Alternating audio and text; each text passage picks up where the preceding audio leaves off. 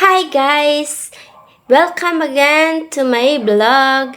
And guys, ipapakita ko sa inyo. Ito pala si Piching, yung aso namin. 4 years old dog na to. At bagong panganak siya. Yung baby niya, yung puppy niya is 25 days old nito nung kinunan ko. Ayan, 4 guys yung baby niya. Tapos namatay yung isa pagkaanak. So, 3 na lang yung natira. Ayan guys, breastfeeding yan. Alagang nanay.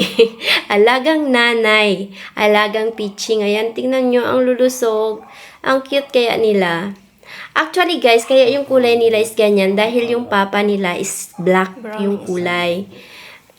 Liver line na black. Kaya yung mga anak niya ay parang mix ng brown and black. Pero yung isa parang black at merong white.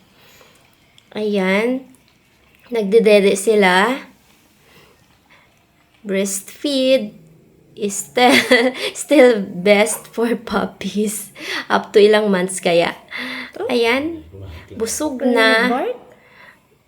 25 days old. Ano na sila, tingnan nyo guys. Marunong na yung maglakad. Ang cute na nila maglakad. Ayun. Ayan, tingnan nyo. Wow! Ayan, tingnan mo. Maglalakad yan. Ayan! Ang cute! Diba? Ang sarap kaya ng feeling na merong aso. Parang nakakawala din ng stress. Tapos minsan guys, yung pagaling ka sa trabaho, pag uwi mo, merong sasalubong sa yung aso na parang din, excited pa yung binawag yung tail nila, tapos magpapakarga. Diba? Parang nakakawala lang ng stress. Ayan. Parang kailan lang. Ang bilis nang lumaki. Ay, wow! Ang kakapanganak lang nito eh. Tapos ito na ngayon, no? You can walk na.